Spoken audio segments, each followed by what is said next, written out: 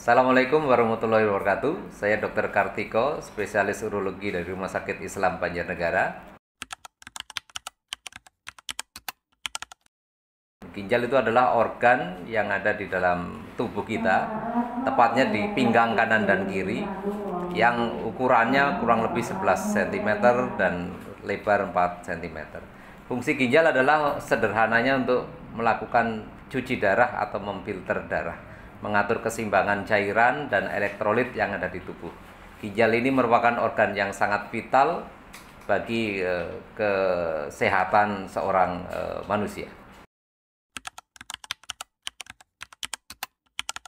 Apa saja yang terkait masalah ginjal? Jadi ada beberapa banyak penyakit, tapi penyakit yang paling akhir yang paling ditakutkan oleh banyak masyarakat adalah terkait rusaknya fungsi ginjal atau yang dikenal sebagai gagal ginjal.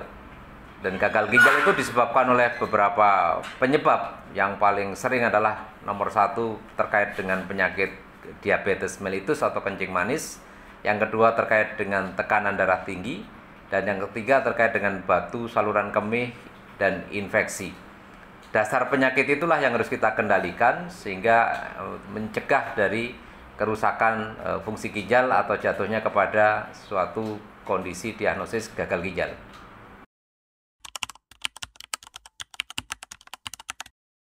Penyakit kencing manis berarti standarnya harus dikontrol, dikendalikan agar gula darah tidak melebihi dari 200, dan itu bisa dikonsultasikan kepada dokter ahlinya, yaitu dokter spesialis penyakit dalam.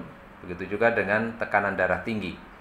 Pada kondisi tekanan darah tinggi, maka tekanan darah harus rutin melakukan terapi pengobatan. Demikian juga dengan kencing manis, sehingga ada paradigma yang salah, pemahaman yang salah dari masyarakat, di mana terlalu banyak obat merusak ginjal. Ini pemikiran yang terbalik. Jadi yang betul adalah harus diobati teratur terkait penyakit penyebabnya, sehingga bisa dikendalikan gula darahnya, dikendalikan tensinya, itu tidak kemudian sehingga tidak merusak fungsi ginjal akibat dari penyakit itu.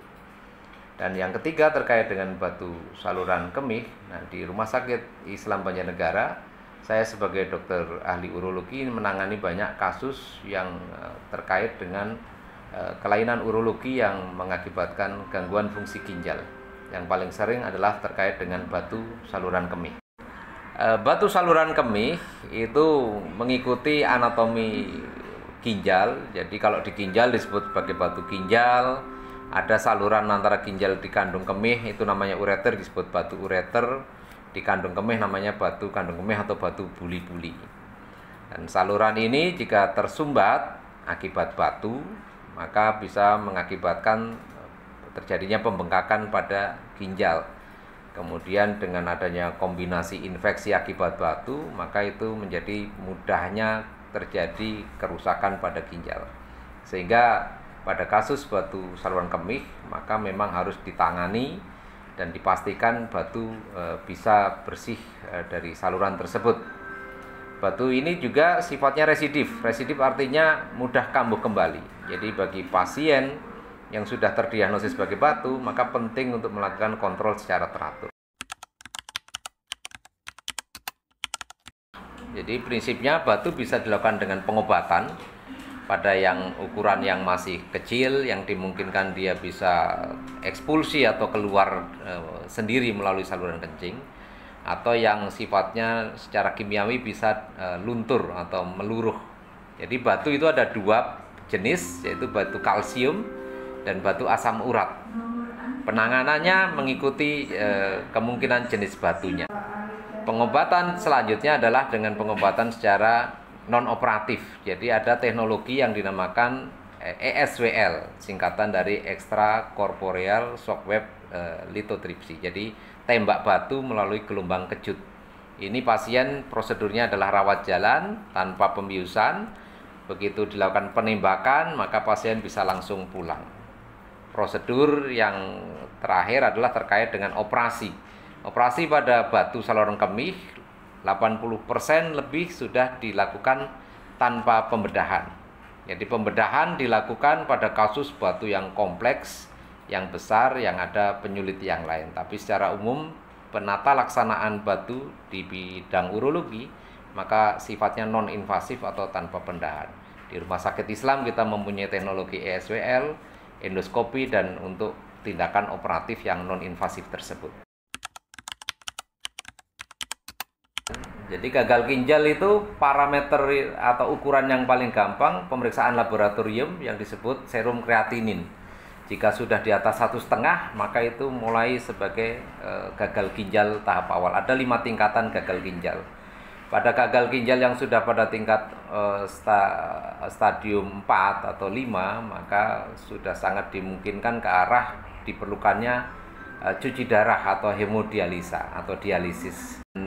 Pada kasus-kasus tertentu tindakan operasi pada dengan kreatinin yang tinggi ada gagal ginjal yang akut maka perlu dilakukan tindakan dialisis atau cuci darah sebelum atau setelah operasi. Dan memang ini sesuatu yang sering menjadi momok atau hal menakutkan bagi masyarakat, bagi pasien, karena ada pemikiran yang salah kalau sudah dicuci darah maka sudah tidak harapan. Jadi itu suatu pemikiran yang keliru.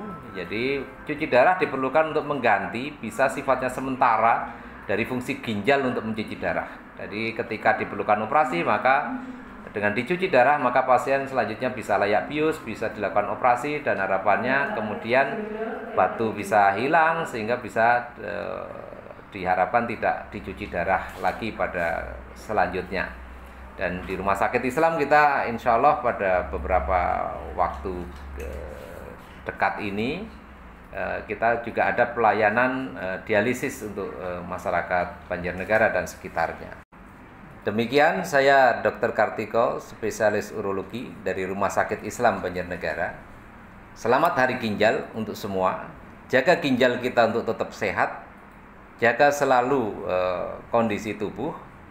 Dan terima kasih. Wassalamualaikum warahmatullahi wabarakatuh.